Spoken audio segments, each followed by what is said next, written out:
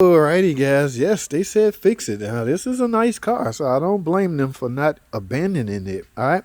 Problem is, they have a misfire in cylinder 5. Now, as you can see right here, some other shop cousin Pookie, I guess, and throw cam sensors at it.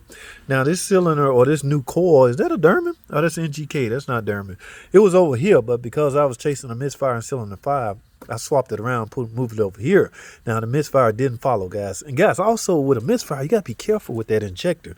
I own that injector out. I got normal injector range. An injector can fail and still not turn a check engine light on, a set of codes. So you got to be mindful of that. Other things that would cause a misfire is an intake leak. So if you want to take some brake cleaner, spray down there and see if the idle change, that can cause it. Restriction in the exhaust, all right? A cat converter with a terrible flow rate can set in a misfire in a particular cylinder. All right. Now, I did a compression test. It's something about compression tests in these Pentastar. Sometimes they can go right through and pass, guys. Yes. All right. That's when you need to resort to a leak down test. All right. Put your leak down, see how much pressure leaking out and where is it leaking past. I had not much, but it was enough to turn the light on, keep turning the light on, percentage leaking out of the exhaust. So I'm guessing a burnt exhaust valve. At any rate, look what they approved. Yeah, baby.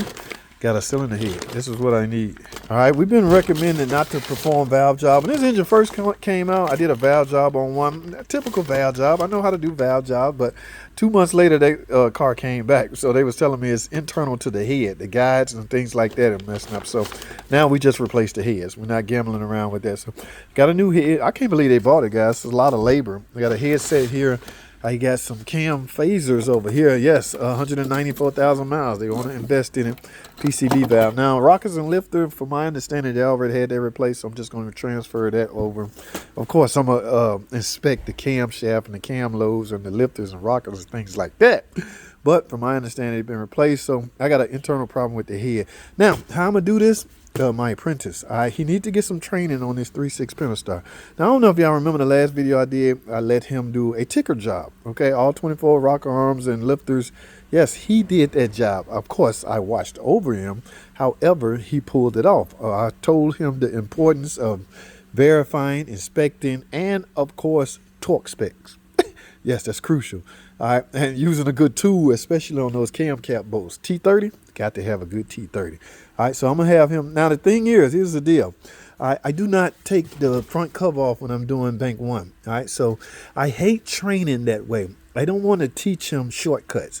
All right, this is a shortcut I invented and I employ for myself.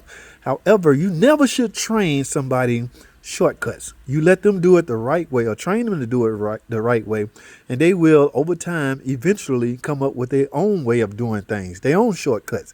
Like if he did 20 of these, the 21st one, he'll realize, oh shit, I ain't got to take this off.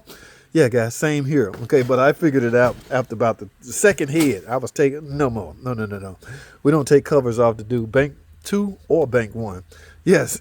Now, I'm not going to film that, guys. Y'all ain't finna have me on the internet looking reckless. There's nothing reckless about it. It just don't call. It's bad optics for video. Okay? It looks bad on video. Let me put it that way. Some of you guys, I see in the comments, hey, man, show us how to do, show us. No, God, that makes me look reckless. And I'm not, yeah, I can't. No, man, that's terrible. No.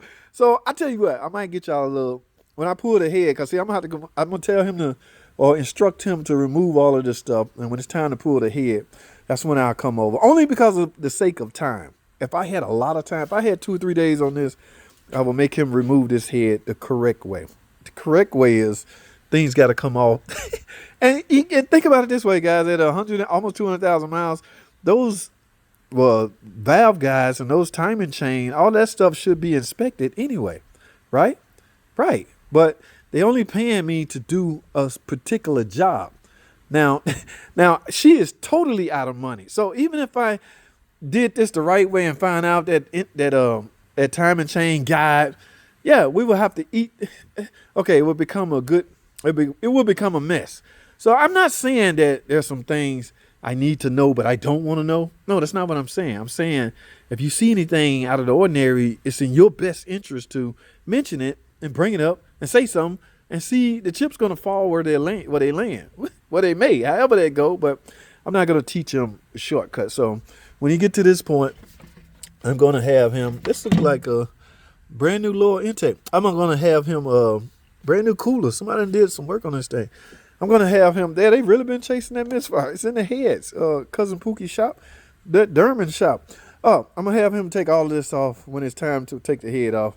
I'll come over here and take over, set the head back on, then he put everything back together. All right. I will, however, explain to him what I'm doing and why I'm doing what I'm doing. All right. I have no intentions on showing him anything hackerish or teaching him anything trickery or anything like that. Yeah, I'm gonna whip out the tools. I don't even have the freaking tools, so I'm gonna have to go borrow my buddy's tools. I don't use tools. All right, so don't get in my comments that you don't have the tools. No, I don't use them because I don't need them on this. This is a Gen 1, Gen 2. It's not the Pug engine. Guys, the Chrysler 300 never ended up with the Pug engine. Okay, it never was equipped with the Gen 3 Pug engine. So, all right, I'm talking too much. So when he get here in the morning, we're gonna start on this. He might feel intimidated when he see this, but little do he know, this is easy as hell. If you used to doing coolers on these, just taking a valve cover off is not. I don't even need a lift when I do these as a side job at home. I do ticket jobs at home for $1,000, at least 2 or 3 a week. I know.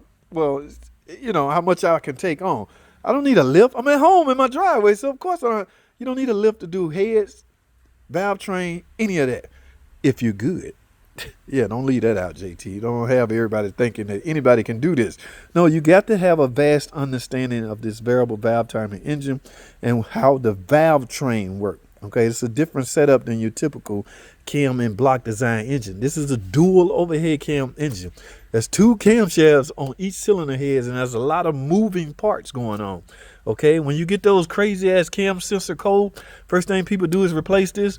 No, it's reading the timing. Okay, so if timing is affected by way of a failed phaser or a failed guide or anything, yes, the cam sensor will pick that up. Guys, there's no code with the name cam phaser in it.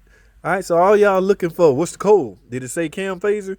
No, that's not how that works. You got to comprehend what your scan tool data is trying to tell you. That's what being a good mechanic come in at. Damn, I did not mean for this video to be 7-8 minutes long. However, we there. So I'm gonna end this. I'm talking too much. I can't believe this video that long. He'll be here in the morning. First thing he's instructed.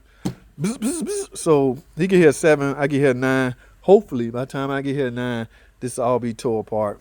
And then I'm gonna yank the head off. I might fire the camera up just so y'all can see. But yeah, ain't none of, yeah.